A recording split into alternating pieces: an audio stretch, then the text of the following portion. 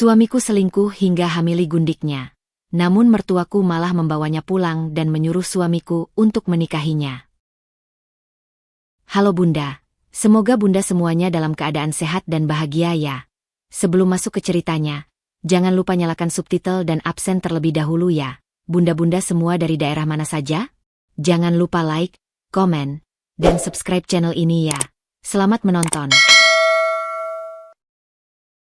Hari itu, langit di luar jendela terlihat begitu kelabu, seolah mencerminkan perasaanku yang sedang tidak karuan. Aku, Dinda, duduk di tepi tempat tidur kamar tidur kami sambil menatap kosong ke arah lemari pakaian Mas Damar yang masih terbuka sebagian. Baru saja aku selesai merapikan pakaian-pakaiannya yang berserakan, sebuah rutinitas yang selama ini kulakukan dengan penuh cinta tanpa pernah mengeluh. Tangan-tanganku yang biasanya lincah melipat kemeja-kemejanya kini terasa berat, seperti dibebani oleh sesuatu yang belum aku pahami. Ponsel Mas Damar bergetar di atas meja rias, memecah kesunyian kamar. Aku mengalihkan pandang ke arah suaranya, tak bermaksud untuk melihat. Namun, notifikasi yang muncul di layar begitu jelas terbaca dari jarakku. Sayang, aku sudah tes lagi. 2 garis. Kamu harus bertanggung jawab. Hati merah 2, Cecil. Dunia seakan berhenti berputar. Napasku tersendat. Jantung berdegup kencang seperti ingin keluar dari dada. Aku mencoba meyakinkan diri bahwa ini salah baca. Mungkin bukan pesan untuk suamiku. Tapi ketika aku mengambil ponsel itu, tanpa izin, ya, tapi siapa yang bisa menyalahkanku saat naluri seorang istri berbicara? Aku melihat deretan pesan lain yang membuat darahku membeku. Kapan kita ketemuan lagi? Aku kangen. Jangan khawatir, Dinda nggak akan tahu kok. Aku nggak bisa hidup tanpa kamu, Damar. Gambar-gambar mereka berdua pun bermunculan. Foto-foto mesra di restoran mewah yang bahkan tak pernah diajakku ke sana. Potret mereka berpelukan di sebuah kamar hotel. Senyum puas di wajah suamiku. Senyum yang dulu kupikir hanya untukku. Yang paling menyakitkan, sebuah video pendek di mana Mas Damar mencium kening Cecil sambil berbisik, "Aku sayang kamu." Aku terjatuh ke lantai, ponsel terlepas dari genggamanku. Air mata mengalir deras, membasahi pipi yang tiba-tiba terasa panas. 6 tahun pernikahan kami. 6 tahun di mana aku percaya bahwa kami adalah pasangan yang bahagia. 6 tahun di mana aku mengira pengorbananku, mengalah demi karirnya, merawat ibunya yang sakit, menerima sikap dinginnya, akan berbuah kebahagiaan.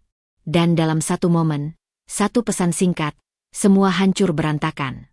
Suara kunci pintu berputar membuatku tersentak. Mas Damar pulang. Aku cepat-cepat mengusap air mata. Tapi siapa aku bohongi? Wajahku pasti sudah merah, mata bengkak. Dia masuk ke kamar, masih dengan setelan jas rapi yang kukenakan pagi tadi. "Dint, kenapa?" tanyanya. Wajahnya berkerut melihat kondisiku. Aku mengangkat ponselnya, tangan gemetar. "Siapa Cecil?" Wajahnya berubah pucat. Ia tak perlu menjawab. Pengakuannya terlihat jelas dari tatapan matanya yang tiba-tiba penuh ketakutan. Dan di saat itulah, hidupku berubah selamanya.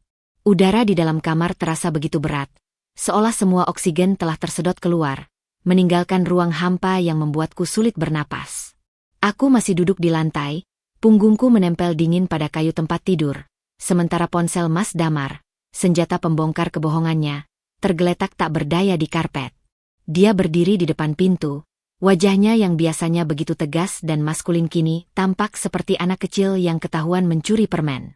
Bibirnya bergetar, seolah kata-kata yang ingin diucapkannya saling bertabrakan di tenggorokan. "Aku, Dinda, aku bisa jelaskan." "Jelaskan apa?" Suaraku meledak, lebih keras dari yang kusangka. "Jelaskan bagaimana kamu bisa menghamili perempuan lain? Atau jelaskan bahwa selama ini semua lembur MU ternyata untuk dia?" Setiap kata terasa seperti pecahan kaca yang kusemburkan ke arahnya. Aku melihat tubuhnya sedikit menyentak, tapi dia tidak membantah. Tidak menyangkal. Itu yang paling menyakitkan. Dia bahkan tidak mencoba berbohong lagi. Dengan langkah gontai, Mas Damar mendekat dan berusaha duduk di sebelahku. Bau parfumnya yang biasa menenangkanku, kini terasa seperti bau pengkhianatan. Ini tidak direncanakan. bisiknya. Tangan mencoba memegang tanganku yang mengepal. Aku menarik diri seketika. Tidak direncanakan. Aku terkikih pahit. Apa hubungan seks kalian juga tidak direncanakan? Apa janji-janji manismu padanya juga tidak direncanakan? Dia menunduk, bahunya turun seperti orang yang menyerah. Awalnya cuma sekali, Dint. Kita lagi sering bertengkar waktu itu. Dan dia mendengarku. Mendengarku. Dua kata itu seperti pisau yang memutar-mutar luka di dadaku. Jadi ini salahku juga? Karena tidak cukup mendengar keluhannya? Karena terlalu sibuk mengurus rumah dan mertua yang tak pernah puas?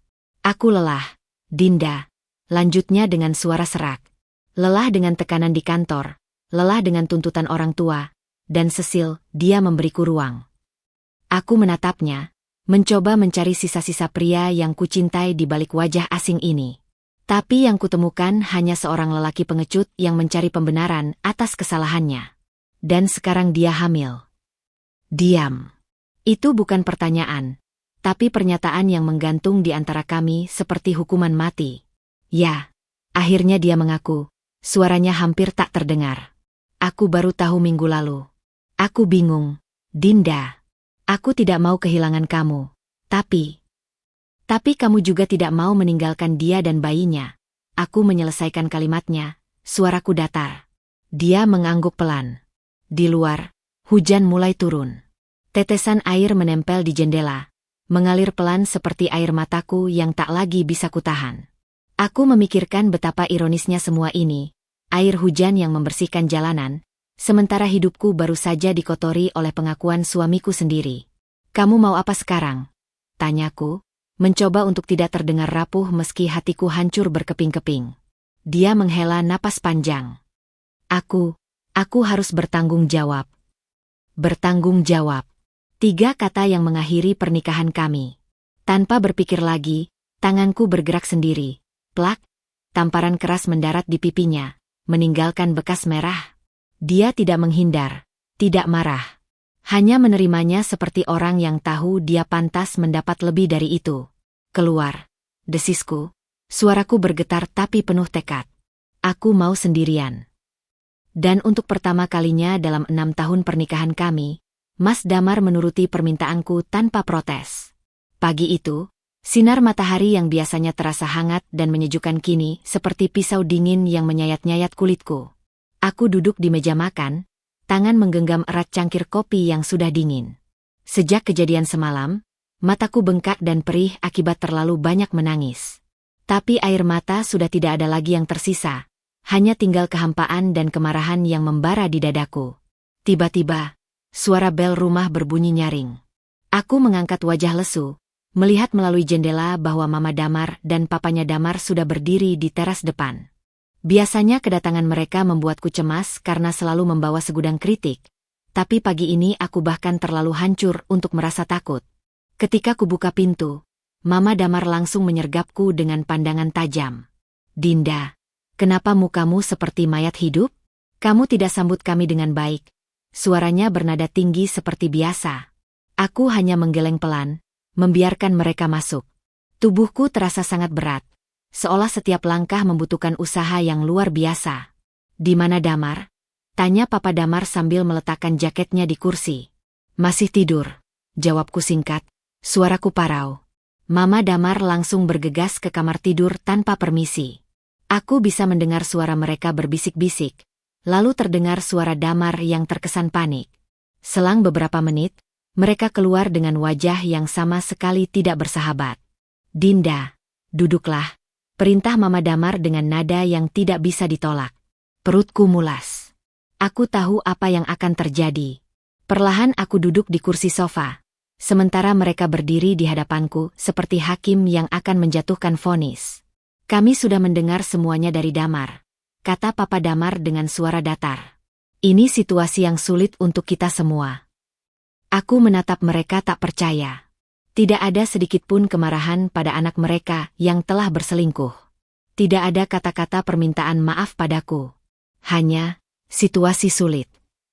Mama Damar kemudian duduk di sebelahku, tapi jaraknya masih terasa sangat jauh. Dinda, sebagai istri yang baik, Kamu harus bisa memahami keadaan ini. Memahami? Suaraku gemetar. Memahami bahwa suami saya menghamili perempuan lain. Jangan bicara kasar. Hardik Mama Damar. Kamu tahu Damar adalah anak tunggal kami.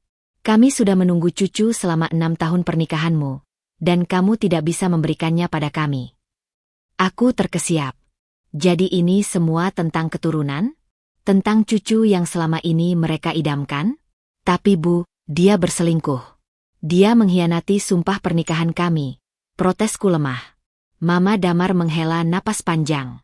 Dinda, di dunia ini banyak laki-laki yang punya istri lebih dari satu.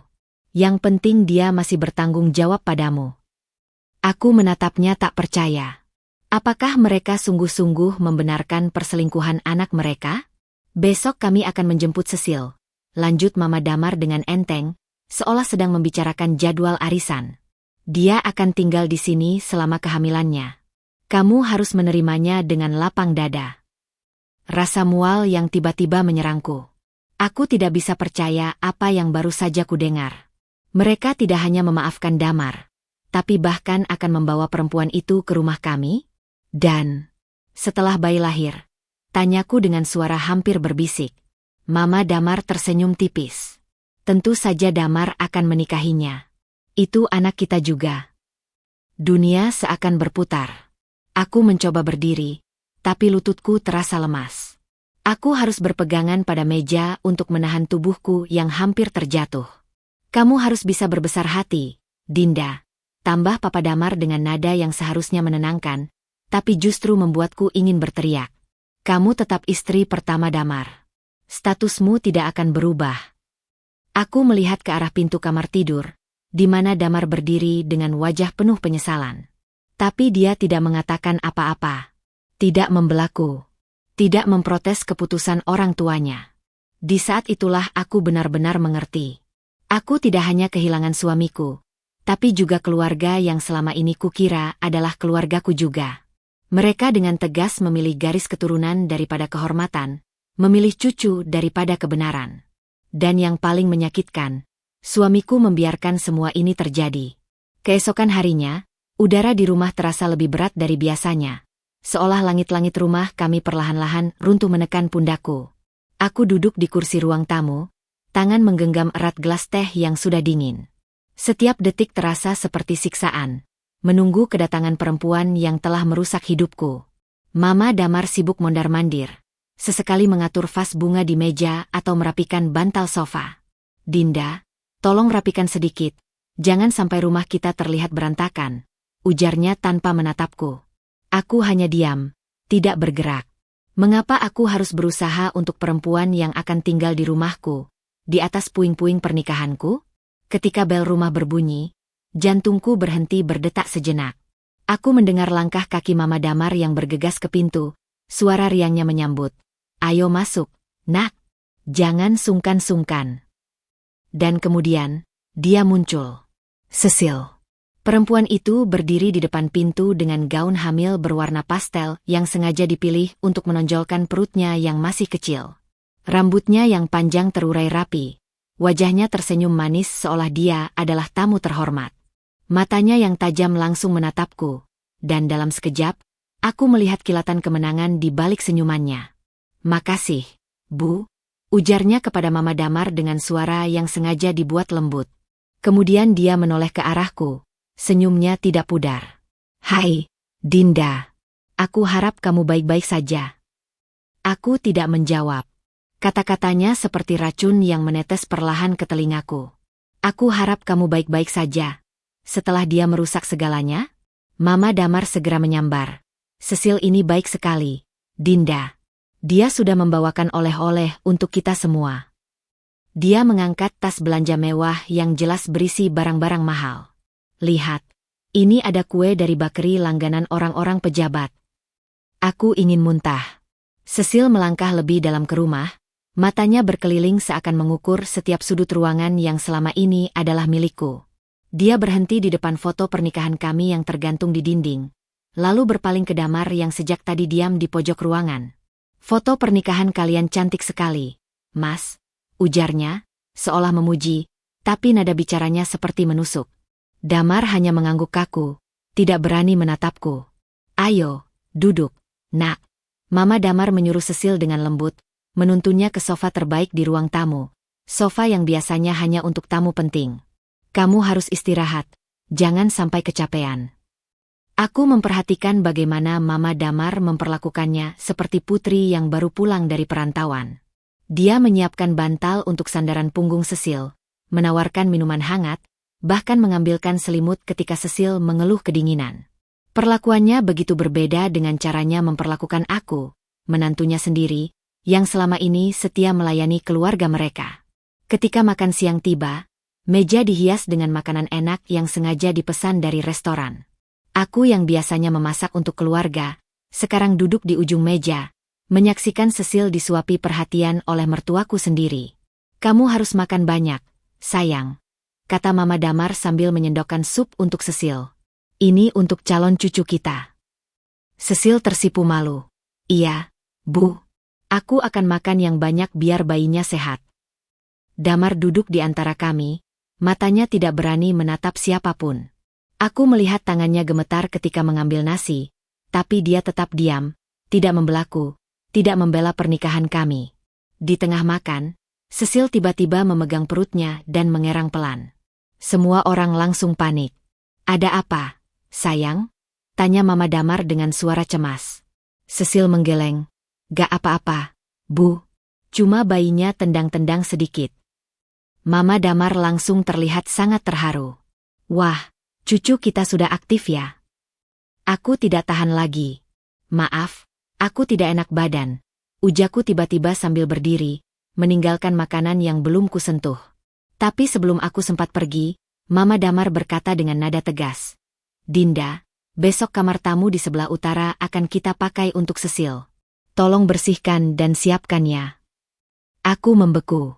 Mereka tidak hanya membawanya ke rumah ini, tapi juga mengusirku dari kamar yang selama ini jadi tempatku menyendiri ketika bertengkar dengan Damar. Cecil segera menambahkan dengan suara manis. Gak usah repot-repot, Dinda. Aku bisa mengatur sendiri kok. Tapi kita semua tahu itu hanya basa-basi. Aku melihat ke arah Damar, memohon dengan matanya untuk membelaku, tapi dia hanya menunduk, menyuapkan nasi ke mulutnya seolah tidak terjadi apa-apa. Di saat itulah aku benar-benar mengerti. Aku sudah tidak punya tempat di rumah ini lagi. Hari-hari berikutnya berubah menjadi siksaan yang perlahan menggerogoti sisa-sisa kewarasku. Kehadiran Cecil di rumah ini seperti bayangan hitam yang terus memanjang, menyentuh setiap sudut kehidupan yang dulu adalah milikku. Aku menjadi tamu di rumah sendiri, sosok tak terlihat yang hanya lewat di lorong tanpa disapa. Malam ini, aroma masakan mewah memenuhi rumah. Dari balik pintu dapur, aku melihat Mama Damar sibuk mengatur meja makan. Piring-piring terbaik yang biasanya hanya dikeluarkan untuk acara penting kini berjejer rapi, dihiasi makanan dari catering terkenal yang harganya setara dengan belanja semingguku. Dinda, tolong ambilkan gelas kristal di lemari atas, perintah Mama Damar tanpa menoleh. Aku mengangguk, meski tahu dia tidak melihat. Ketika aku mengulurkan tangan mengambilkan gelas-gelas itu, tanganku gemetar. Sebuah gelas terlepas, biur, pecah berantakan di lantai. Astaga, Dinda, teriak Mama Damar, mukanya merah padam. Itu gelas pemberian Eyang Damar. Tidak bisa hati-hati sedikit pun. Dari ruang tamu, terdengar suara tawa ringan Cecil. Aku menunduk, memunguti pecahan kaca yang tajam. Satu potong melukai jariku, tapi aku bahkan tidak merasa sakit. Darah menetes, tapi tak ada yang memperhatikan. Sudah, Bu, biar aku saja yang bantu. Ujar Cecil tiba-tiba sudah berdiri di ambang pintu, tersenyum simpul. Dia memakai gaun hamil baru berwarna merah muda, perutnya yang masih kecil sengaja ditonjolkan. Oh, tidak usah, sayang. Mama Damar segera menghalau. Kamu kan sedang hamil, jangan dekat-dekat kaca. Aku masih berlutut di antara pecahan gelas, darah kecil di jari mengotari lantai. Tapi pandangan mereka melewatkanku begitu saja, seolah aku bagian dari furnitur yang rusak. Ketika Damar pulang, suasana langsung berubah riuh. Mama Damar menyambutnya dengan cerita tentang gerakan pertama calon cucu. Cecil berdiri dengan pose sempurna, tangan menopang punggung seolah sedang membawa beban berat. "Mas, tadi bayinya sudah mulai aktif," ujarnya manja. Damar terlihat kikuk, matanya melirik ke arahku yang masih di dapur. Tapi ketika Mama Damar menariknya untuk merasakan tendangan bayi, dia menyerah pada tekanan. Makan malam itu adalah penyiksaan tersendiri. Aku duduk di ujung meja yang paling jauh, piringku hanya berisi nasi dan sedikit sayur. Sementara di tengah meja, Cecil dipenuhi oleh berbagai hidangan lezat. "Coba ikan ini, sayang." Mama Damar menyuapkan makanan ke piring Cecil. "Bagus untuk perkembangan otak bayi." "Makasih, Bu. Tapi aku kok jadi mual ya?" Cecil mengerutkan kening. Mama Damar langsung panik. "Oh iya, maafkan Ibu. Dinda, tolong buatkan teh jahe untuk Cecil." Aku mengatupkan gigi. 6 tahun menjadi menantu, tak pernah sekalipun dia memintaku membuat teh jahe saat aku mual karena menstruasi. Ketika aku menaruh gelas teh di depan Cecil, perempuan itu tersenyum tipis. "Wah, terima kasih, Dinda. Kamu baik sekali." Ada sesuatu dalam nada bicaranya yang membuatku ingin menjatuhkan teh panas itu ke wajahnya. Tapi aku hanya bisa menggigit bibir sampai berdarah. Sepanjang makan malam, pembicaraan hanya berputar sekitar kehamilan Cecil. Rencana kamar bayi, nama-nama calon bayi, bahkan diskusi tentang pernikahan mereka. Aku seperti hantu yang duduk di meja itu, hadir tapi tidak dianggap. Ketika aku memberanikan diri bertanya tentang tagihan listrik yang membengkak, Mama Damar memotong kasar. "Kita bicarakan nanti. Sekarang yang penting kebutuhan calon cucu kita." Damar tidak membantu. Dia terlibat dalam diskusi itu, sesekali mengangguk setuju. Ketika matanya bertemu denganku, dia cepat-cepat memalingkan wajah. Saat acara makan malam usai, aku segera berdiri untuk membereskan meja. "Biarkan saja, Dinda," ujar Mama Damar tiba-tiba. "Cecil mau istirahat, suaranya bisa mengganggu." Aku membeku. Jadi sekarang aku bahkan tidak boleh membuat suara? Cecil berjalan melewatiku menuju kamarnya. Kamar tamu terbaik yang sekarang menjadi kamarnya. Di ambang pintu, dia menoleh. "Selamat malam, Dinda." Senyumnya penuh kemenangan. Malam itu, untuk pertama kalinya dalam pernikahan kami, Damar tidak tidur di kamar kami. Aku mendengar suara desisannya di lorong, kemudian pintu kamar Cecil menutup perlahan. Aku berdiri di tengah kamar tidur kami yang tiba-tiba terasa sangat besar dan kosong. Foto-foto pernikahan kami di dinding sekarang terasa seperti ejekan. Perlahan-lahan, satu persatu, aku melepasnya dari dinding dan memasukkan ke dalam kotak. Di rumah ini, aku memang sudah tidak ada. Matahari pagi menyelinap melalui celah gorden, memotong kegelapan kamar tidur yang sudah terasa asing bagiku. Aku terbaring di sisi tempat tidur yang biasanya ditempati Damar. Tapi sudah 3 malam berturut-turut dia tidak kembali ke kamar ini. Aku tahu di mana dia. Di kamar sebelah, bersama Cecil dan janin yang perlahan tumbuh dalam rahimnya. Aku menarik napas dalam-dalam, mencium bau parfum Damar yang masih menempel di bantalnya. Bau itu dulu selalu membuatku merasa aman, tapi sekarang hanya meninggalkan kepahitan. Ketika aku berjalan ke dapur, suara obrolan dan tawa sudah terdengar dari ruang makan. Cecil duduk di kursi utamaku, mengenakan piyama sutra yang jelas dibelikan Damar untuknya. Perutnya yang masih kecil sengaja disentuh-sentuh, seolah ingin memastikan semua orang tahu bahwa dialah yang sekarang berkuasa di rumah ini. "Selamat pagi, Dinda," ucapnya manis, seolah kita adalah sahabat baik. Aku tidak menjawab. Aku mengambil gelas, mengisinya dengan air, dan bersiap meninggalkan ruangan itu secepat mungkin. "Dinda," suara Damar menghentikan langkahku. "Kita perlu bicara." Dadaku sesak. Aku tidak menoleh, hanya berhenti di ambang pintu. "Apa yang perlu kita bicarakan, Damar? Tentang bagaimana kamu dengan enaknya pindah ke kamar dia? Atau tentang bagaimana calon cucu lebih penting daripada istri yang sudah setia mendampingimu selama 6 tahun? Suasana ruangan langsung berubah tegang. Mama Damar yang sedang menyajikan sarapan berhenti bergerak. "Dinda, jangan dramatis," hardik Mama Damar. "Kamu tahu ini demi kebaikan bersama." Aku memutar badan, menghadapi mereka semua. Damar terlihat lelah, Matanya berkantung seperti orang yang tidak tidur berhari-hari. Tapi aku tidak punya simpati lagi untuknya. Damar, suaraku lebih tegas dari yang kukira. Aku hanya mau satu jawaban sederhana. Kamu memilih siapa? Aku atau dia? Udara seakan membeku. Bahkan Cecil berhenti memainkan sendoknya. Mama Damar langsung menyela. Pertanyaan macam apa itu? Kamu tidak bisa memberi ultimatum seperti. Biarkan dia menjawab sendiri. Bu, potongku. Mataku tidak lepas dari wajah Damar. Damar menghela napas panjang. Tangannya meremas-remas dahi. Dinda, kamu tahu situasinya. Aku tidak bisa meninggalkan Cecil sekarang. Apalagi dalam keadaan dia hamil. Jadi itu pilihanmu? Suaraku mulai gemetar. Dinda, tolong mengertilah.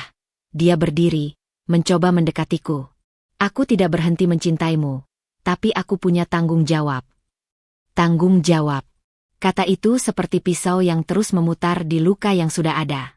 Aku tertawa pahit. Tanggung jawab? Kalau memang kamu punya prinsip tanggung jawab, seharusnya kamu bertanggung jawab pada sumpah pernikahanmu dulu sebelum menyentuh perempuan lain. Cecil tiba-tiba berdiri. Wajahnya pura-pura sedih. Dinda, aku tidak ingin jadi penyebab pertengkaran. Diam, teriakku. Suaraku menggema di seluruh ruangan. Jangan pura-pura jadi korban di sini. Kamu tahu dia sudah menikah, tapi tetap membuka kakimu untuknya. Mama Damar langsung memeluk Cecil yang pura-pura terseduh-seduh. Dinda, kamu keterlaluan. Lihat, kamu membuat calon cucuku stres. Aku mengabaikannya, fokusku hanya pada Damar. Jadi sudah putusanmu? Kamu memilih dia.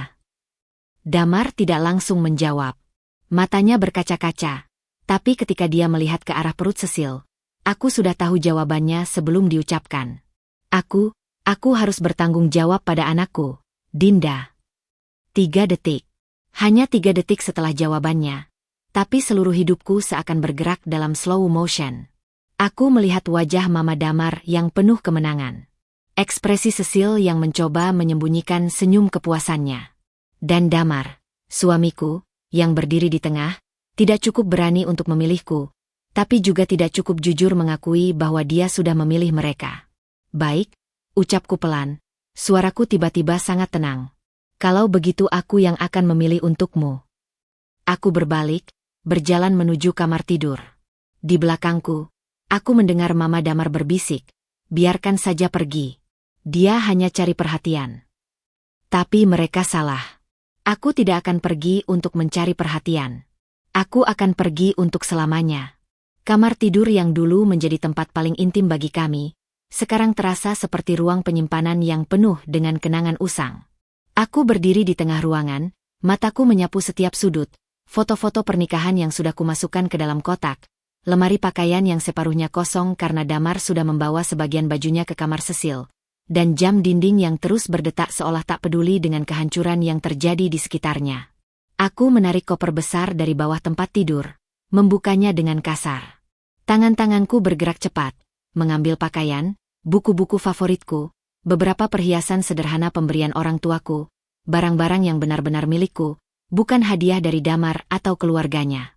Setiap helai pakaian yang kumasukkan ke dalam koper terasa seperti memotong satu-satu ikatan yang selama ini mengikatku di rumah ini. Di luar pintu, aku mendengar suara langkah kaki. Damar berdiri di ambang pintu, wajahnya pucat. Dinda, kamu tidak perlu buru-buru pergi, katanya, suaranya serak. Aku bahkan tidak menoleh. Lalu apa yang harus kulakukan, Damar? Menonton kalian membangun keluarga bahagia sementara aku jadi pelengkap penderita.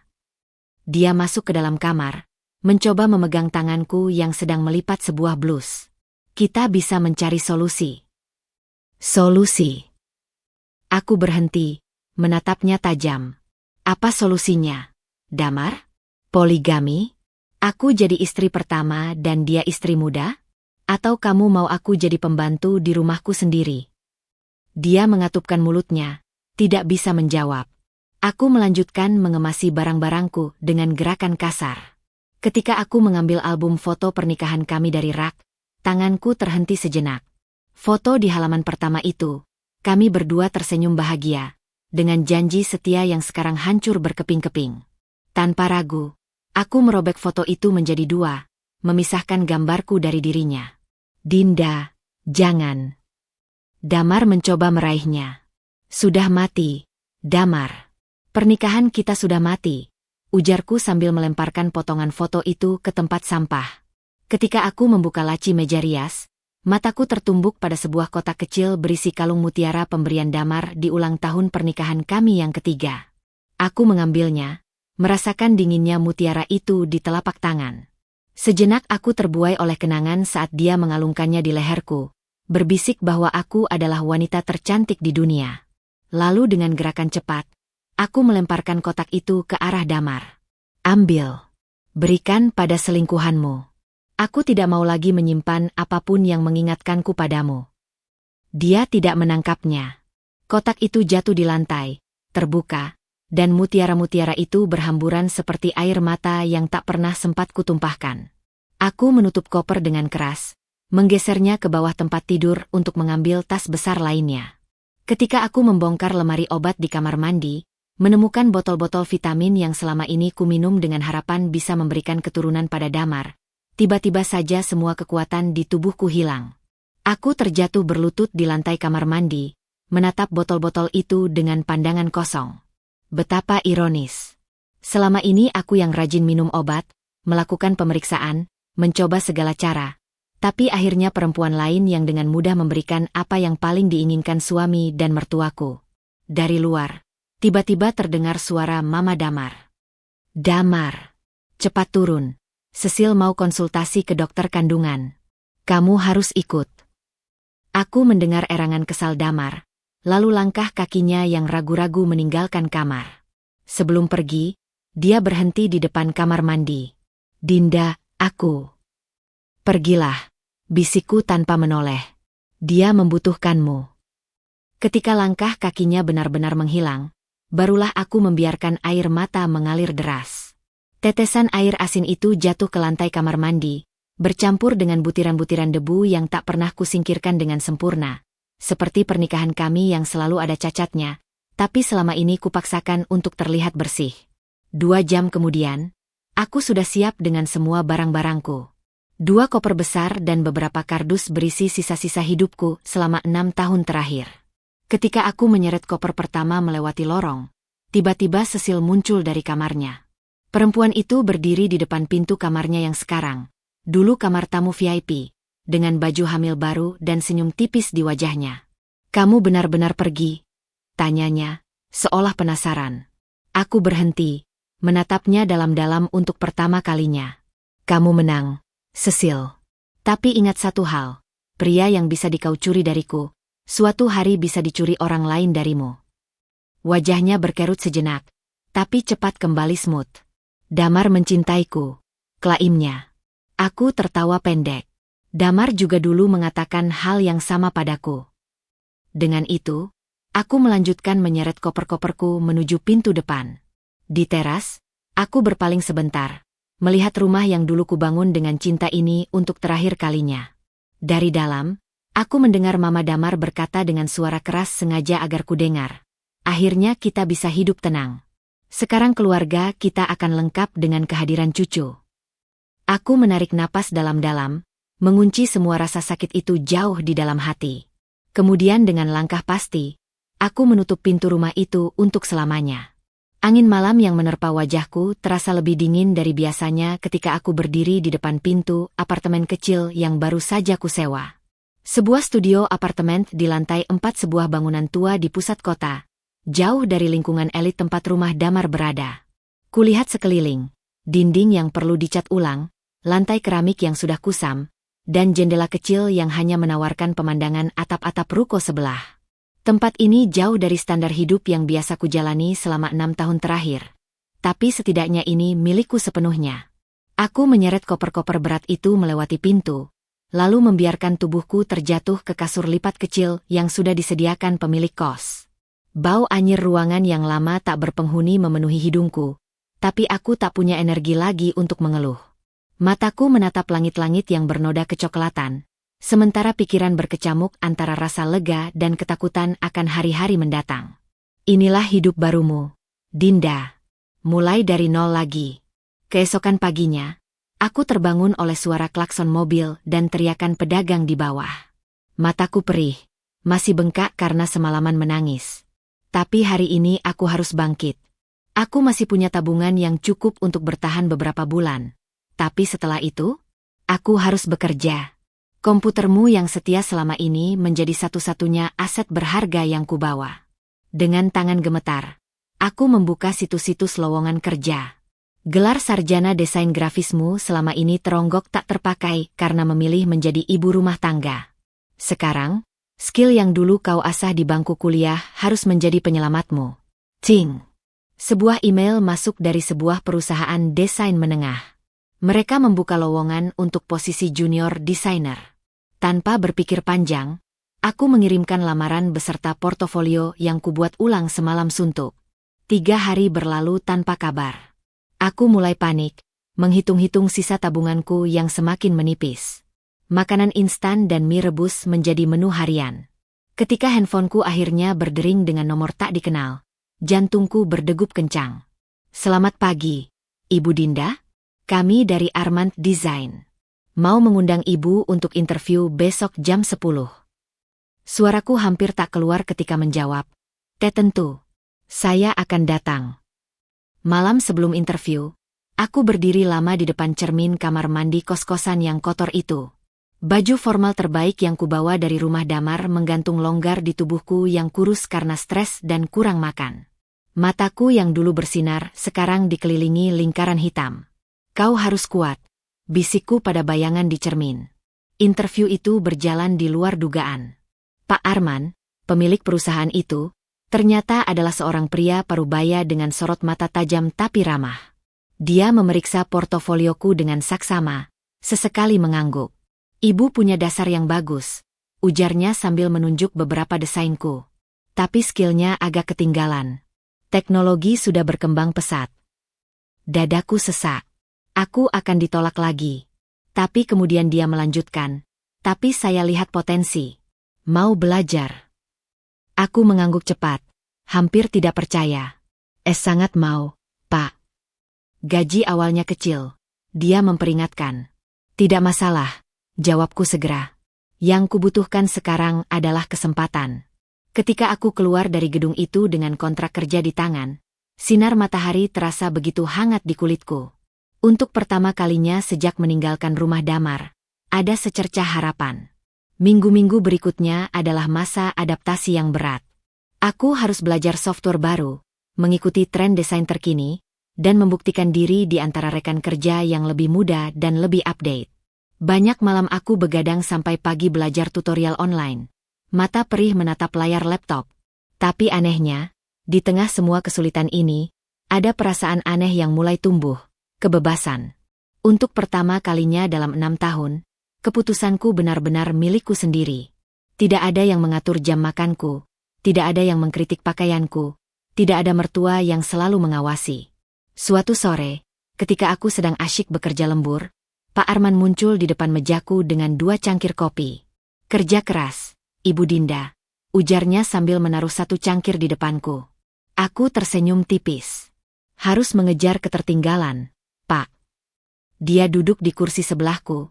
Matanya memperhatikan desain yang sedang kukerjakan. Untuk seseorang yang baru mulai lagi, kemajuan ibu luar biasa. Pujian sederhana itu membuat mataku berkaca-kaca. Sudah lama sekali sejak terakhir kali seseorang menghargaiku. Ceritakan, kenapa memutuskan kembali bekerja? Tanyanya tiba-tiba. Napasku tersendat. Bagaimana menjelaskan bahwa suamimu memilih pelakor hamil darimu? Bahwa kau diusir dari rumahmu sendiri? Aku butuh memulai hidup baru, jawabku singkat. Dia mengangguk, seolah memahami bahwa ada cerita panjang di balik kalimat pendek itu. Kadang awal yang pahit justru membawa kita ke tempat yang lebih baik. Ketika dia pergi, meninggalkan aroma kopi hangat dan kata-kata bijaknya, aku menyadari sesuatu. Ini adalah percakapan pertama yang tulus dan bermakna dalam waktu sangat lama. Mungkin, hanya mungkin, kehidupan memang sedang memberiku kesempatan kedua. Hari itu, langit di luar jendela kantor begitu biru. seolah alam semesta sedang berusaha menipuku dengan keceriaannya. Aku duduk di meja kerjaku yang sudah mulai tertata rapi, sibuk menyelesaikan desain brosur untuk klien baru. 3 bulan sudah berlalu sejak aku mulai bekerja di Arman Design, dan perlahan-lahan, kepercayaan diriku mulai pulih. Tanganku yang dulu gemetar saat memegang mouse sekarang sudah lincah menari di atas keyboard, menghasilkan karya-karya yang bahkan dipuji oleh Pak Arman sendiri. Tiba-tiba, handphoneku bergetar di atas meja. Sebuah pesan masuk dari nomor tak dikenal. Jari-jariku terasa kaku ketika membukanya.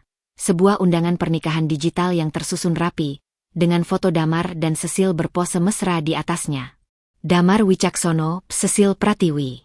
Mengundang Anda dalam acara pernikahan kami. Dunia seakan berhenti berputar. Meski sudah tahu ini akan terjadi, melihat buktinya secara langsung terasa seperti ditampar. Foto itu menunjukkan Damar dengan setelan jas abu-abu yang dulu kupilihkan untuk acara kantornya. Sementara Sesil berdiri di sampingnya dengan gaun pengantin putih yang mengembang, tangannya dengan bangga memegang perut kecilnya yang mulai terlihat. Dengan penuh syukur dan bahagia, kami akan mengucapkan ikrar suci pernikahan. Bahagia. Kata itu menyakitkan. Mereka bahagia di atas puing-puing pernikahanku. Ada apa, Dinda? Kamu baik-baik saja? Suara Pak Arman menyadarkanku. Aku tidak menyadari bahwa air mata sudah mengalir di pipiku. Cepat-cepat kuusap dengan punggung tangan, berusaha tersenyum. Tidak apa-apa, Pak. Hanya kabar lama yang tiba-tiba muncul. Jawabku, berusaha menstabilkan suara yang gemetar. Matanya yang tajam memeriksaku dengan cermat sebelum akhirnya mengambil undangan itu dari tanganku. Wajahnya berkerut melihat isinya. Suamimu? Tanyanya pelan. Mantan suami, koreksiku dengan getir. Dia menikah lagi dengan perempuan yang menghancurkanku. Pak Arman menghela napas panjang, lalu dengan gerakan tegas merobek-robek undangan itu menjadi potongan kecil. Kamu tidak perlu menghadiri sirkus itu. Aku terkejut melihat tindakannya, tapi kemudian rasa lega yang aneh mengalir dalam diriku. Potongan-potongan kertas berhamburan di tempat sampah, seperti sisa-sisa pernikahanku yang sudah kulepaskan. Terima kasih, Pak, bisikku. Dia mengangguk, lalu tiba-tiba mengajukan pertanyaan yang tak terduga. Kamu punya rencana minggu depan tanggal 15? Aku mengernyit. Tidak ada. Kenapa? Ada pameran desain internasional di Convention Center. Saya punya 2 tiket. Temani saya. Aku tertegun. Ini jelas bukan sekadar ajakan bisnis. Ada sesuatu dalam cara dia menatapku yang membuat jantungku berdegup berbeda. Iya, saya akan senang sekali, jawabku akhirnya, dan untuk pertama kalinya sejak menerima undangan itu, senyum tulus mengembang di bibirku. Ketika aku pulang ke apartemen kecilku malam itu, mataku tanpa sengaja tertumbuk pada sisa-sisa hidup lamaku, sebuah album foto yang belum sempat kubuang. Dengan napas berat, aku membukanya, melihat wajah bahagia kami di hari pernikahan dulu. Tapi anehnya, rasa sakitnya sudah tidak seperti dulu. Masih ada, tapi tidak lagi melumpuhkan. Aku menutup album itu, menyimpannya di bawah tempat tidur. Besok adalah hari baru, dan mungkin, hanya mungkin, ada kebahagiaan baru yang menantiku di luar luka-luka ini. Malam itu, hujan turun dengan derasnya, menciptakan irama monoton yang berdetak di jendela apartemen kecilku. Aku duduk di lantai, punggung bersandar pada dinginnya dinding, sementara secangkir teh chamomile yang sudah dingin terabaikan di sampingku. Di hadapanku, layar laptop menyala dengan artikel berita online yang menampilkan foto Damar dan Sesil di pelaminan. Pasangan muda pengusaha sukses merayakan cinta di Grand Ballroom Hotel Majestic. Aku membaca setiap kata dengan teliti, seperti menyiksa diriku sendiri dengan detail-detail penderitaan. Gaun pengantin Sesil yang didesainer khusus, rangkaian bunga impor dari Belanda, jamuan makan 5 hidangan untuk 500 tamu undangan, semua jauh lebih mewah daripada pernikahanku dulu. Jari-jariku mengepal tanpa sadar. Mereka bersukacita di atas kehancuranku. Damar, yang dulu mengeluh biaya resepsi pernikahan kami terlalu mahal, ternyata bisa menggelar pesta pora untuk perempuan yang dihamilinya di luar nikah. Tiba-tiba, notifikasi media sosialku muncul. Seorang teman lama, tanpa sadar telah menandai aku di foto pernikahan mereka. Aku membukanya dengan gerakan kasar, dan di sana, di antara kerumunan tamu, berdiri Mama Damar dengan wajah paling bahagia yang pernah kulihat, memeluk Cecil erat-erat. Keterangan fotonya, akhirnya dapat menantu idaman dan calon cucu. Sesuatu di dalam diriku pecah. Dengan gerakan cepat, aku menutup laptop dengan keras, lalu meraih handphoneku. Jari-jariku menari di atas layar, membuka aplikasi perbankan. Saldo tabunganku, hasil kerja keras 3 bulan terakhir, terpampang di sana. Jumlahnya masih jauh dari cukup, tapi sudah bisa menjadi modal awal. Aku membuka dokumen di laptopku, sebuah file berjudul Rencana Bisnis. Selama ini, aku hanya menganggapnya sebagai impian belaka. Tapi malam ini, sesuatu berubah. Mereka harus melihatmu bangkit. Mereka harus menyesal. Suara kecil di kepalaku bergema kuat. Ini bukan lagi tentang kesedihan. Ini tentang pembuktian diri. Aku membuka portofolioku, memeriksa setiap desain yang pernah kukerjakan. Karyaku selama di Arman Design sudah menunjukkan peningkatan signifikan. Klien-klien mulai meminta secara khusus agar aku yang menangani proyek mereka. Bahkan Pak Arman, dalam rapat terakhir, sempat membisikkan tentang kemungkinan promosi. Tapi itu tidak cukup. Aku ingin lebih. Harus lebih. Dengan tekad baru, aku mulai mengetik sebuah proposal bisnis untuk membuka studio desain independen. Aku tahu resikonya. Harus mulai dari nol lagi, tanpa gaji tetap, tanpa jaminan. Tapi bayangan wajah Mama Damar yang memeluk erat Cecil di foto tadi memberiku kekuatan untuk terus mengetik. Hingga larut malam, aku menyusun rencana detail. Target pasar, proyeksi keuangan, daftar klien potensial. Bahkan membuat sketsa logo untuk studio desainku. Huruf D, yang elegan dengan siluet burung phoenix bangkit dari api. Ketika akhirnya mataku sudah terlalu lelah untuk tetap terbuka, aku memandangi hasil kerjaku. Ini baru awal, tapi untuk pertama kalinya sejak kepergianku dari rumah Damar, aku merasakan sesuatu yang hampir kulupakan, harapan. Esok paginya, di kantor, aku meminta waktu berbicara dengan Pak Arman. Ada yang bisa saya bantu, Dinda? Tanyanya ramah saat aku masuk ke ruangannya. Aku menarik napas dalam-dalam, lalu meletakkan proposalku di atas mejanya. Saya ingin mengundurkan diri, Pak, untuk memulai bisnis sendiri. Wajahnya terkejut, tapi kemudian dia mengambil dokumen itu dan mulai membacanya dengan serius. Ruangan menjadi sunyi, hanya terdengar suara halaman yang dibalik. Setelah beberapa menit yang terasa seperti abadi, dia mengangkat wajah. Ini rencana yang matang. Kamu sudah mempertimbangkan semuanya dengan baik. Aku menganggap, menunggu kelanjutannya. Kantor kami bisa menjadi klien pertamamu, ujarnya tiba-tiba, membuatku terkejut. Kami sering kelebihan order dan perlu outsourcing. Dengan syarat, kamu tetap memberikan kualitas seperti selama ini. Air mata berkumpul di mataku. Mengapa Anda mau membantu saya, padahal saya justru meninggalkan perusahaan ini? Dia tersenyum, sebuah ekspresi hangat yang belum pernah kulihat sebelumnya. Karena saya percaya pada bakatmu. Dan dia berhenti sejenak. Kadang kita semua butuh kesempatan untuk membuktikan diri. Ketika aku keluar dari ruangannya, tanganku memegang erat proposal itu. Langkahku terasa lebih ringan, tekadku membara. Mereka, Damar, Cecil, Mama Damar, mungkin berpikir mereka telah memenangkan segalanya. Tapi pertarungan ini belum berakhir. Aku akan bangkit dari abu kehancuranku, dan suatu hari nanti, mereka akan melihat. Mereka akan menatap dengan penyesalan. Dan saat itu tiba, aku akan sudah terlalu tinggi untuk peduli. Langit di luar studio kecilku mendung kelabu. Hujan gerimis mengetuk jendela dengan ritme tidak menentu. Tanganku sibuk menggerakkan mouse di atas tablet grafis, menyempurnakan desain logo untuk klien baru. 3 bulan sudah berlalu sejak aku membuka Phoenix Creative. Dan meski masih kecil, bisnis ini mulai menunjukkan tanda-tanda pertumbuhan. Teleponku bergetar tiba-tiba. Sebuah nomor tak dikenal. Halo. Suara perempuan yang terdengar di seberang sana membuat jemariku kaku. Dinda? Ini Maya, teman SMPMU dulu. Aku kerja di Eresia Kartini sekarang. Aku mengernyit. Sudah bertahun-tahun tidak berhubungan. Oh, hai Maya. Ada perlu apa? Ada jeda singkat sebelum dia menjawab. Aku tahu ini mungkin tidak pantas, tapi aku baru saja menangani seorang pasien. Namanya Cecil Pratiwi. Suaminya, Damar Wicaksono. Nama itu seperti sambaran petir di siang bolong. Kursiku terasa seperti berputar. Apa yang terjadi? Suaraku lebih tajam dari yang kumaksud.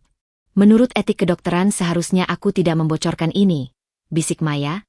Tapi setelah melihat nama suaminya di berkas, aku ingat dia mantan suamimu, kan? Jantungku berdegup kencang. Maya, tolong, katakan padaku. Dia menghela napas. Cecil baru saja masuk UGD. Kehamilannya bermasalah. Hasil USG menunjukkan kemungkinan kelainan perkembangan janin. Aku menutup mata, mencerna informasi ini. Seharusnya aku merasa puas. Ini adalah karma yang kutunggu. Tapi yang kurasakan justru hampa.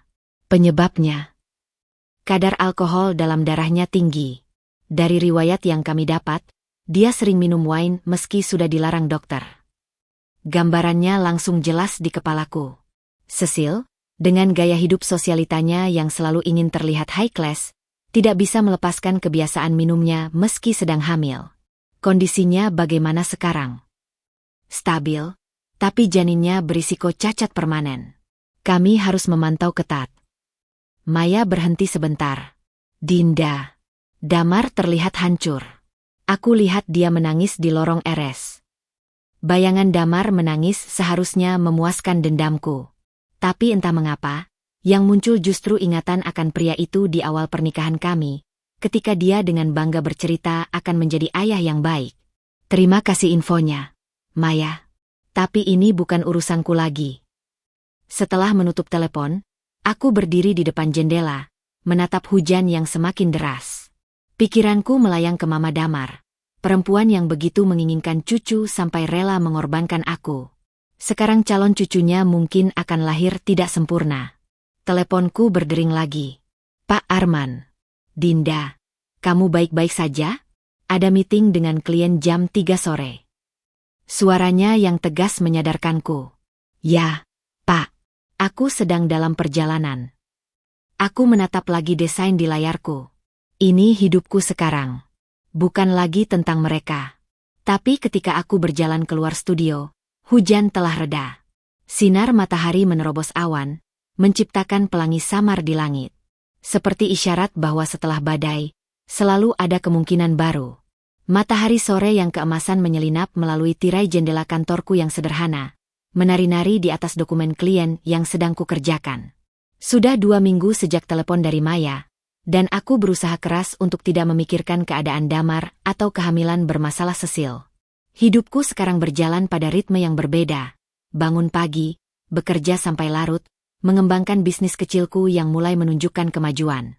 Tiba-tiba, dering telepon memecah kesunyian. Lagi-lagi nomor tak dikenal. Halo, Phoenix Creative.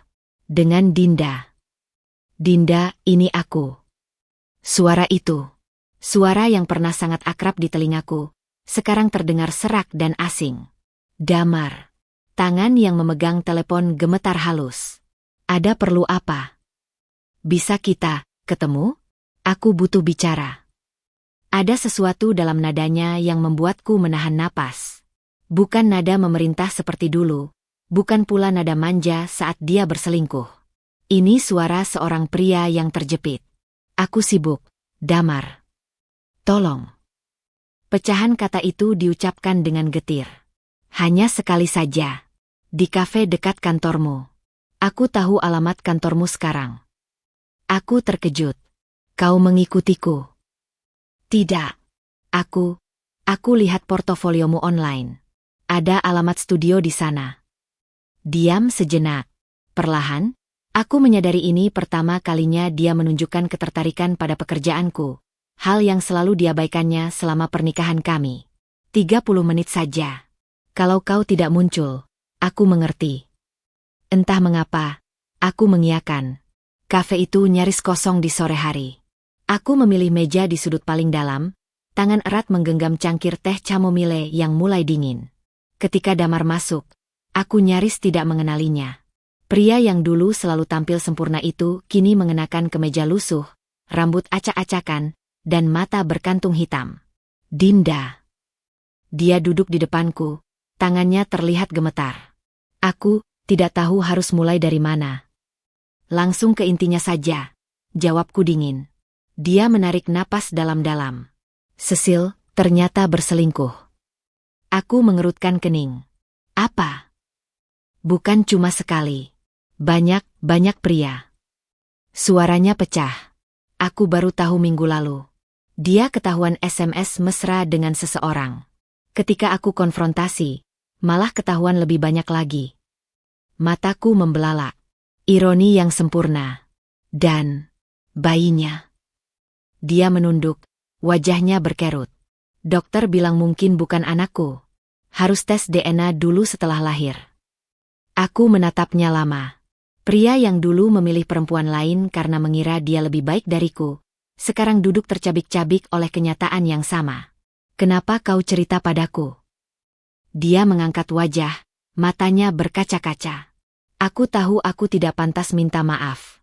Tapi aku ingin kamu tahu, aku salah. Salah besar. Udara di antara kami terasa berat. Aku memandangi wajahnya yang kini dipenuhi penyesalan. Dulu, bayangan ini yang selalu kunantikan. Damar datang merangkul, mengakui kesalahannya. Tapi sekarang saat itu benar-benar terjadi. Yang kurasakan justru kosong. Damar, ucapku perlahan, apa kau pikir dengan bercerita seperti ini, aku akan merasa lebih baik? Atau kau berharap aku akan memaafkanmu? Dia menggeleng. Tidak.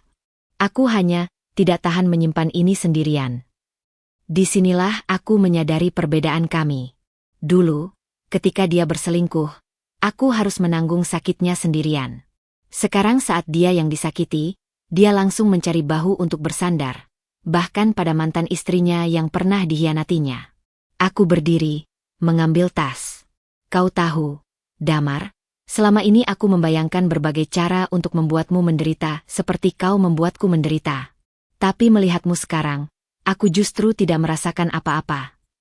Itu yang paling menyakitkan, ketika dendamu bahkan tidak lagi layak untuk diberikan.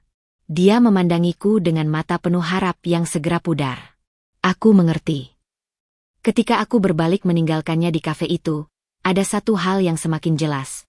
Bab ini dalam hidupku benar-benar sudah berakhir. Dan entah mengapa, rasanya lebih membebaskan dari yang kukira.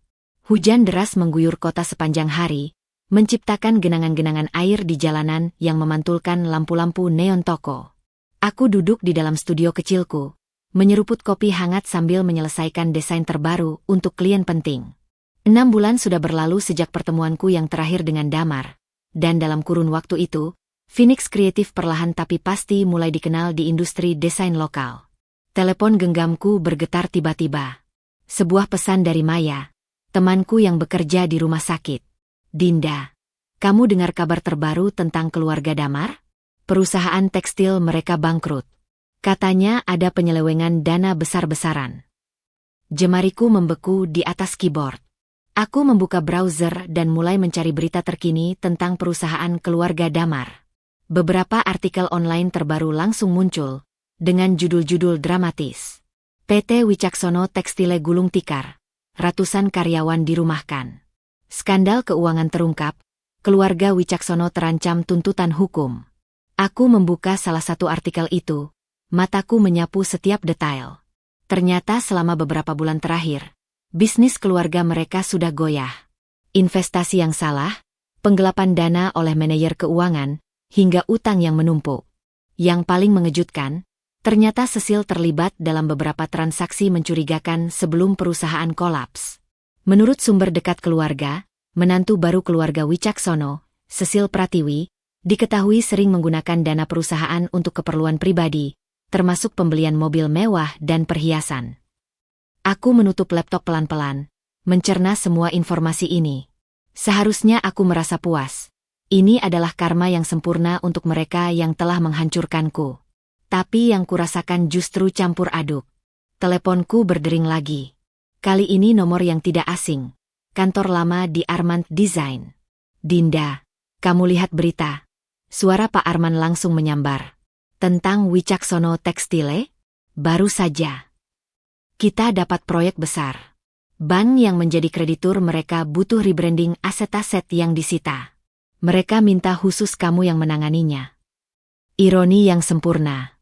Aku, mantan menantu yang diusir, sekarang akan mengurusi sisa-sisa kehancuran mereka. Kapan meetingnya? Besok pagi. Oh iya. Ada jeda di suaranya. Mereka juga menyita rumah pribadi keluarga Wicaksono. Termasuk rumahmu dulu. Nafasku sesaat terhenti. Rumah itu, dinding-dinding yang pernah menyaksikan kebahagiaan dan kepahitanku, sekarang akan berpindah tangan. Aku akan siapkan proposalnya, jawabku akhirnya, suara lebih stabil dari yang kukira. Setelah menutup telepon, aku berjalan ke jendela, menatap hujan yang masih turun deras. Bayangan Mama Damar muncul di pikiranku, perempuan yang dulu begitu bangga dengan status sosialnya, yang memandang rendah pekerjaan desainku, yang memilih perempuan seperti Cecil sebagai menantu ideal. Kini semua yang mereka banggakan, kekayaan, reputasi, bahkan rumah mewah itu, hilang dalam sekejap. Dan aku justru berdiri lebih tegak dari sebelumnya, dengan bisnis yang terus berkembang, reputasi profesional yang semakin kuat, dan kebebasan yang tak ternilai. Ketika hujan mulai reda, aku kembali ke meja kerjaku, membuka software desain, dan mulai membuat draft baru. Ini bukan lagi tentang mereka. Ini tentangku, tentang bangkit dari puing-puing yang mereka tinggalkan, dan terbang lebih tinggi dari yang pernah mereka bayangkan. Pagi itu, udara di kantor Armand Design terasa berbeda. Ada energi khusus yang mengalir di antara sekat-sekat kerja. Bisik-bisik yang berhenti ketika aku melewati lorong menuju ruang rapat. Aku menyesap kopi hangat di tanganku, mencoba mengabaikan tatapan penuh arti dari rekan-rekanku. Selamat pagi, Dinda, ujar Siska, asisten kantor, dengan senyum lebar yang tidak biasa. Pak Arman sudah menunggumu di ruang rapat besar. Alisku berkerut. Rapat besar? Jadwalku hari ini hanya menunjukkan meeting rutin dengan tim kreatif. Ketika aku mendorong pintu ruang rapat, seluruh staf Armand Design sudah duduk mengelilingi meja panjang. Di ujung ruangan, Pak Arman berdiri dengan postur tegap, wajahnya berseri-seri. Dinda, silakan duduk di depan, ujarnya sambil menunjuk kursi kosong di sebelah kanannya, posisi yang biasanya ditempati kepala divisi. Perutku berdegup kencang. Kursi itu masih hangat dari orang yang baru saja berdiri, dan ketika aku melirik ke samping, kepala divisi kreatif yang lama, Pak Handoko, justru duduk di posisi kedua dengan ekspresi yang sulit kubaca. Pak Arman mengangkat gelas anggurnya, hal yang tidak biasa untuk jam sepagi ini. Hari ini adalah hari spesial bagi Armand Design. Setelah pertimbangan matang, kami memutuskan untuk melakukan restrukturisasi tim kreatif. Tangannya menepuk pundakku. Dengan ini, saya umumkan Dinda sebagai kepala divisi kreatif baru kami. Suara tepuk tangan menggema di ruangan itu. Mataku membelalak, beralih antara Pak Arman dan Pak Handoko yang sekarang tersenyum kecut. Tapi, bagaimana dengan Pak Handoko? Tanyaku pelan. Pak Arman tidak ragu. Pak Handoko akan pindah ke cabang baru kami di Bandung. Keputusannya sudah final. Rasanya seperti mimpi. Hanya setahun yang lalu, aku adalah seorang istri yang terpuruk, diusir dari rumah sendiri. Kini aku duduk di posisi yang pernah kudambakan, memimpin tim kreatif perusahaan desain ternama. Ketika rapat usai, Pak Arman menahanku di belakang. Ada satu hal lagi, ujarnya sambil mengeluarkan selembar kertas. Ini kontrak baru dengan gaji yang sesuai posisimu. Mataku langsung menangkap angka di bagian bawah. Jumlahnya 3 kali lipat dari gajiku sekarang. Cukup untuk benar-benar membuatku mandiri, bahkan mungkin mulai memikirkan apartemen yang lebih baik. Saya tidak tahu harus berkata apa. Gumamku, suara hampir tertahan. Pak Arman tersenyum, tapi matanya serius. Kamu pantas dapat ini, Dinda. Kerja kerasmu selama setahun terakhir luar biasa. Klien-klien besar memintamu secara khusus. Dia berhenti sejenak, lalu melanjutkan dengan nada lebih rendah. Dan tentang proyek Wicaksono Tekstile. Saya pikir kamu layak tahu bahwa keputusan bank memilih kita bukan kebetulan. Saya yang mengusulkan namamu secara khusus. Aku terkesiap. Kenapa? Karena kamu yang paling paham betul nilai desain dari merek itu. Dan, matanya berbinar, karena kamu pantas menjadi orang yang menentukan akhir cerita itu. Ketika aku keluar dari ruangan itu, telepon genggamku bergetar. Sebuah pesan dari nomor tak dikenal. Foto rumah lamaku yang sekarang dipasang papan, dijual, besar-besaran. Tidak ada teks, tapi aku tahu siapa yang mengirimnya. Senyum kecil mengembang di bibirku. Hari ini, dalam beberapa hal, aku benar-benar mendapatkan pembalasan yang sempurna, bukan dengan kebencian, tapi dengan kesuksesan yang mereka remehkan. Hujan malam itu turun dengan derasnya, menciptakan suara gemericik monoton di atas atap kantorku yang baru saja sepi. Sebagai kepala divisi kreatif, aku memiliki kebiasaan baru, pulang paling akhir, menikmati kesunyian ruang kerjaku yang luas sebelum kembali ke apartemen kecil yang mulai terasa semakin sempit untuk ukuranku sekarang. Jemariku masih asyik menari di atas keyboard ketika petugas kebersihan mengetuk pintu.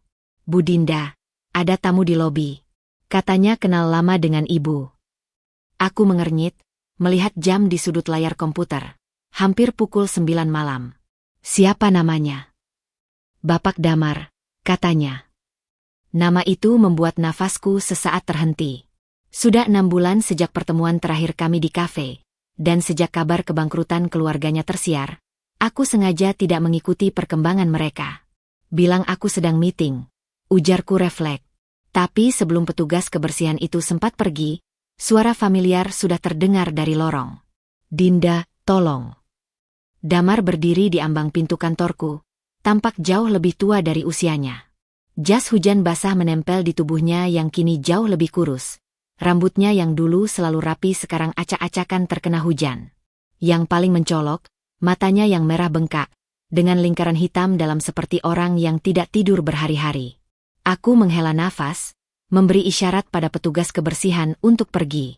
"Ada apa, Damar? Kantor bukan tempat untuk urusan pribadi." Dia masuk tanpa diundang, tubuhnya limbung seperti orang mabuk, padahal aku tidak mencium bau alkohol. Aku tidak punya tempat lain untuk pergi," ucapnya, suara serak bergetar. Dengan gerakan lamban, dia mengeluarkan selembar surat dari kantong jas hujannya. Surat cerai yang sudah ditandatangani Cecil. "Dia meninggalkanku," bisiknya, air mata mulai mengalir lagi. Begitu tahu perusahaan bangkrut dan rumah disita, dia pergi dengan pria lain. Bahkan, suaranya pecah. Bahkan membawa hasil tes DNA yang membuktikan anak itu bukan milikku. Aku menatap dokumen itu, lalu wajah Damar yang hancur. Seharusnya aku merasa puas. Inilah karma yang selama ini kunantikan. Pria yang memilih perempuan lain dariku, sekarang ditinggalkan dalam keadaan paling menyedihkan. Tapi yang kurasakan justru hampa. "Kenapa kau datang ke sini?" tanyaku dingin. Dia mengangkat wajah basahnya. Mataku mencari-cari sesuatu di wajahku, mungkin belas kasihan, mungkin pengampunan. "Aku salah, Dinda. Salah besar. Ibuku sekarang sakit. Stres berat. Kami tinggal di kontrakan kecil. Aku bahkan tidak punya uang untuk obatnya." Tangannya yang dulu selalu terlihat sempurna kini kotor dan penuh kapalan. "Aku kerja serabutan di mana saja. Jadi kuli bangunan, ojek online. Tapi tidak cukup." Dia meraih tanganku tiba-tiba, berlutut di lantai kantorku. "Tolong, Dinda. Pinjami aku sedikit uang saja. Untuk obat ibuku. Aku janji akan mengembalikannya." Aku menarik tanganku perlahan, berdiri menjauh. Melihatnya seperti ini, merengek, hancur, kehilangan segalanya, tidak memberiku kepuasan seperti yang kubayangkan. Justru membuatku sadar betapa jauh aku sudah melangkah, sementara dia terjebak dalam kehancuran yang diciptakannya sendiri. Aku berjalan ke meja, mengambil dompet dari laci. Tanpa menghitung, aku mengeluarkan beberapa lembar uang dan menaruhnya di atas meja. "Ini untuk obat ibumu. Tapi ini terakhir kalinya kau datang ke tempat kerjaku, paham?" Dia mengangguk cepat, tangannya meraih uang itu seperti orang kelaparan. "Terima kasih, Dinda. Aku tahu aku tidak pantas." "Kau benar," potongku tajam. "Kau tidak pantas. Tapi ibumu tidak bersalah dalam semua ini." Ketika dia berdiri untuk pergi, tubuhnya masih gemetar. Di ambang pintu, dia menoleh sekali lagi. Aku benar-benar menyesal, Dint. Aku sudah kembali duduk di depan komputerku, tidak menoleh. Pulanglah, Damar. Hujan semakin deras. Pintu tertutup pelan. Aku menatap layar komputerku yang masih menyala. Dokumen desain setengah jadi terpampang di sana. Tiba-tiba semua terasa tidak penting. Di luar, hujan masih mengguyur kota dengan derasnya. Seperti air mata yang akhirnya bisa kutumpahkan untuk masa laluku, untuk cinta yang pernah kupikir abadi, dan untuk pria yang sekarang bukan siapa-siapa bagiku lagi. Minggu pagi yang seharusnya tenang itu pecah oleh dering bel pintu apartemenku yang nyaring. Aku mengerutkan kening, menyeruput kopi terakhirku sebelum beranjak dari meja makan kecil. Siapa yang bisa datang di jam segini? Klien? Tetangga? Aku tidak mengharapkan siapapun. Ketika kubuka pintu, sesosok figur yang nyaris tak kukenali berdiri di hadapanku. Mama Damar, dulu selalu tampil sempurna dengan perhiasan dan dandanan lengkap, kini berdiri dengan baju sederhana yang sudah kusut, rambutnya yang biasanya ditata rapi kini ubanan dan kusut. Wajahnya yang dulu selalu terlihat angkuh sekarang dipenuhi kerutan dan mata sembab. Dinda, suaranya serak, langsung membuatku tegang. Aku berdiri kaku di ambang pintu, tidak mengundangnya masuk. Ada apa, Bu? Dia menunduk, tangannya memegang erat sebuah kantong plastik berisi beberapa botol obat. Aku tidak tahu harus kemana lagi. Udara di antara kami terasa berat. Aku memandanginya lama, mencerna perubahan drastis pada perempuan yang dulu begitu bangga dengan status sosialnya ini. Damar sudah menceritakan, tanyaku akhirnya, membiarkan pintu terbuka separuh sebagai isyarat bahwa ini bukan kunjungan yang kuharapkan. Dia mengangguk, matanya berkaca-kaca. Kami sudah kehilangan segalanya. Dinda, rumah, mobil, perusahaan, bahkan. Suaranya pecah, bahkan keluarga. Aku menarik napas dalam-dalam, lalu perlahan membuka pintu lebar-lebar. Masuklah, Bu. Aku buatkan teh. Dapur kecilku tiba-tiba terasa sempit dengan kehadirannya. Aku menyaksikan bagaimana matanya yang dulu selalu penuh penghakiman sekarang melirik sekeliling apartemenku yang sederhana dengan rasa kagum tersamar. Kau berhasil membangun hidupmu sendiri, bisiknya sambil menerima cangkir teh yang kuberikan. Aku duduk di seberangnya, tidak menjawab. Apa yang harus kukatakan? Bahwa aku berhasil justru karena diusir dari keluarga mereka? Dinda. Tangannya yang keriput meraih tanganku. Aku datang untuk meminta maaf. Atas semua yang terjadi. Air mata mulai mengalir di wajahnya yang sudah tua. Kami salah. Salah besar. Aku terlalu buta oleh keinginan punya cucu, sampai merusak pernikahanmu. Aku menatap cangkir teh di tanganku, merasakan betapa getirnya ironi kehidupan. Perempuan yang dulu merendahkanku karena tidak bisa memberi cucu, kini justru kehilangan segalanya karena mengejar cucu dari perempuan yang salah. Bagaimana kondisi ibu sekarang? Tanyaku, mengubah topik. Dia menghela napas berat. Dokter bilang aku kena hipertensi dan diabetes. Tapi yang paling parah, suaranya bergetar, adalah depresi. Papamu sudah tidak bisa bangun dari tempat tidur. Dan Damar. Dia tidak melanjutkan, tapi aku bisa menebak. Putra kesayangannya yang dulu dianggap sempurna sekarang hancur berantakan. Aku tidak bisa membantumu, Bu, ujarku akhirnya, suara lebih lembut dari yang kurencanakan. Aku sudah melupakan masa lalu itu. Tapi dia menggeleng kuat-kuat. Aku tidak minta bantuan materi, Dinda. Aku hanya ingin kamu tahu bahwa kami menyesal. Dan jika suatu hari nanti, aku tidak akan kembali ke Damar. Jika itu yang ibu harapkan, potongku tegas. Wajahnya jatuh, tapi dia mengangguk mengerti. Aku tahu. Aku hanya berharap, kamu bisa memaafkan kami suatu hari nanti. Ketika dia berdiri untuk pergi, tubuhnya terlihat lebih bungkuk dari yang kuingat. Di depan pintu, dia menoleh sekali lagi. Kau adalah menantu terbaik yang pernah kami miliki. Kami yang terlalu bodoh untuk menyadarinya. Pintu tertutup pelan. Aku berdiri lama di tempat, memandangi cangkir teh yang belum disentuhnya sama sekali. Ada sesuatu yang patah di dadaku. Rantai terakhir yang selama ini masih mengikatku pada masa lalu. Bukan dendam lagi, bukan pula cinta. Hanya kelegaan. Aku kembali ke meja kerjaku, membuka laptop, dan mulai menyusun presentasi untuk klien besok. Hidup harus terus berjalan. Dan aku, akhirnya benar-benar bebas melangkah maju. Matahari musim semi yang hangat menyinari teras kafe di sudut jalan yang tenang, menciptakan pola bayangan yang menari-nari di atas meja kayu sederhana. Aku duduk dengan pose tegang, jari-jariku memainkan ujung scarf yang sengaja kupakai untuk menutupi leherku yang mulai berkeringat. Ini bukan meeting bisnis biasa. Ini adalah kencan pertamaku dalam 7 tahun terakhir. Maaf terlambat. Suara dalam yang familiar menyambar dari belakangku.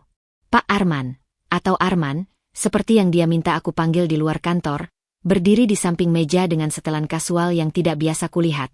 Kemeja lengan pendek biru muda yang menonjolkan otot lengan hasil gym rutin, celana chino yang pas di tubuh atletisnya. Bau parfumnya yang biasanya formal dan maskulin kini diganti dengan aroma citrus segar. Aku tidak tahu harus memesan apa untukmu, ujarnya sambil duduk, matanya yang biasanya penuh wibawa di kantor sekarang berbinar dengan kecanggungan yang tak biasa. Aku tersenyum kecil, mencoba menenangkan degup jantungku. Cappuccino dengan ekstra hot. Tanpa gula. Dia mengangkat alis. Kau masih ingat pesananku? Tentu. Setiap meeting pagi hari Selasa. Diam sejenak. Lalu kami tertawa bersama, mencairkan ketegangan. Percakapan mengalir lebih alami dari yang kuduga. Tanpa topeng bos karyawan, Arman ternyata pendengar yang baik, punya selera humor kering yang lucu, dan, yang paling mengejutkan, minat yang mendalam pada seni jalanan, sesuatu yang tak pernah terungkap selama kami bekerja bersama. Jadi selama ini bos desain ternyata punya bakat grafiti. Tanyaku tak percaya saat dia menunjukkan foto-foto karyanya di ponsel. Dia tersipu, ekspresi yang tak pernah kulihat di kantor. Hobi masa kecil yang keterusan. Tapi jangan bilang siapa-siapa, bisa-bisa klien korporat lari semua. Saat matahari mulai tenggelam, obrolan kami tanpa sadar beralih ke topik lebih serius. Aku perhatikan perubahan padamu, Dinda, ujarnya tiba-tiba, suara lebih rendah. Dari perempuan penuh luka yang pertama kali melamar ke Arman Design, sampai sekarang. Tangannya membuat gerakan melingkar. Lihatlah dirimu sekarang. Aku menunduk, memutar gelas kopi yang sudah kosong. Aku masih punya banyak luka, Arman. Tapi sekarang kau tak lagi membiarkan lukamu mendefinisikan dirimu. Kalimat itu menggantung di antara kami seperti kebenaran yang tak terbantahkan. Ketika dia mengantarku pulang, sesuatu yang tak pernah dilakukannya setelah meeting kantor, dia berhenti tepat di depan pintu apartemenku. Dinda, aku ingin ini jelas, ujarnya, matanya tak berkedip. Ini bukan hubungan bos dan karyawan lagi. Jika kau mau, aku ingin kita coba sesuatu yang lebih. Tapi hanya jika kau benar-benar siap. Udara di paru-paru terasa habis. Tiba-tiba semua ketakutan muncul. Takut disakiti lagi. Takut kehilangan otonomi yang susah payah kubangun. Takut. Takut untuk bahagia lagi. Tapi ketika ku melihat matanya yang jujur, sesuatu di dalam diriku berbisik. Cobalah. Aku butuh waktu, bisikku akhirnya. Dia mengangguk, tak terlihat kecewa. Ambil waktumu. Aku takkan kemana-mana. Ketika pintu apartemenku tertutup, aku bersandar di baliknya, tangan menekup wajah yang tiba tasa panas. Di meja kerjaku, portofolio klien menunggu untuk diselesaikan. Tapi malam ini, untuk pertama kalinya dalam sangat lama, pekerjaan bukan lagi prioritas utamaku. Matahari pagi itu bersinar dengan lembut melalui jendela-jendela tinggi ruang persiapan, memantulkan cahaya keemasan pada gaun pengantin yang melekat sempurna di tubuhku. Aku berdiri di depan cermin panjang, menatap pantulan diriku yang hampir tak bisa kukenali. Bukan karena riasan profesional yang membuat mataku terlihat lebih besar atau rambutku yang ditata indah, tapi karena senyum alami yang mengembang di bibirku, sesuatu yang sudah lama tak kulihat di wajahku sendiri. Kamu terlihat sempurna, bisik Siska, teman sekantorku yang dengan sukarela menjadi bridesmaid, matanya berkaca-kaca. Aku menyentuh bunga-bunga kecil yang menghiasi sanggul rambutku, merasakan detak jantung yang cepat tapi menyenangkan. Aku tidak pernah membayangkan hari ini akan terjadi. Aku berbisik balik, suaraku gemetar. 1 tahun telah berlalu sejak kencan pertamaku dengan Arman. 1 tahun penuh percakapan larut malam, tawa yang mengisi apartemen kecilku, dan penyembuhan luka lama yang tak kusadari masih perlu diobati. Dan hari ini, di sebuah taman kecil yang dipenuhi bunga-bunga musim semi, aku akan menikah lagi, dengan cara yang seharusnya dari dulu. Ada ketukan di pintu. Ibuku masuk dengan langkah pelan, matanya sudah merah sejak tadi pagi. Ada yang mau menemuimu, sayang, ujarnya dengan suara bergetar. Aku mengernyit, lalu membeku ketika melihat sosok yang berdiri di belakang ibuku. Mama Damar, dengan baju sederhana tapi rapi, wajahnya yang sudah lebih tua itu penuh kerutan dan keraguan. Aku tidak akan lama, ujarnya, tangannya memegang erat sebuah kotak kecil. Hanya ingin memberikan ini. Dia membuka kotak itu, memperlihatkan sepasang anting-anting mutiara kuno, persis seperti yang pernah dikenakannya di pernikahan Damar dan Cecil dulu. Ini warisan keluarga kami. Seharusnya diberikan ke menantu perempuan tertua, ucapnya pelan. Aku ingin kamu yang memilikinya. Udara di paru-paru terasa berat. Aku memandanginya lama, melihat penyesalan tulus di mata perempuan yang dulu menyakitiku ini. Terima kasih, Bu, akhirnya kuucapkan, mengambil kotak itu dengan tangan yang sedikit gemetar. Tapi aku tidak bisa menerimanya. Ini bukan hakku lagi. Wajahnya jatuh, tapi dia mengangguk mengerti. Aku tahu, tapi tidak ada orang lain yang lebih pantas. Dia menarik napas dalam-dalam. Damar, dia ingin datang hari ini. Tapi aku menyuruhnya tidak usah. Dia sudah membuatmu menderita cukup lama. Aku tersenyum kecil. Kabarnya bagaimana? Bekerja serabutan. Tapi lebih tenang sekarang. Cecil sudah benar-benar pergi, membawa anak itu. Dia memandangiku lama. Kau bahagia, Dinda? Pertanyaan itu menggantung di udara. Aku melihat ke cermin, pada pantulan diriku yang berdiri dengan gaun pengantin, siap memulai babak baru. Iya, Bu. Aku bahagia. Dan itu benar. Bukan kebahagiaan yang penuh kemenangan atau pembalasan dendam, tapi kebahagiaan sederhana yang datang setelah melewati badai dan menemukan pelabuhan yang tenang. Ketika musik mulai berbunyi dan aku berjalan di antara barisan tamu yang berdiri, mataku hanya tertuju pada satu sosok di ujung altar. Arman dengan setelan jas abu-abu yang matanya berkaca-kaca, menungguku dengan kesabaran dan cinta yang tak pernah memaksaku. Di barisan tamu, aku melihat Maya, Siska, rekan-rekan kerjaku, ibuku yang terseduh bahagia, dan di sudut paling belakang, Mama Damar berdiri dengan air mata di pipinya yang keriput. Ketika Arman menggenggam tanganku, aku merasakan sebuah kepastian yang tak pernah kudapatkan di pernikahanku yang dulu.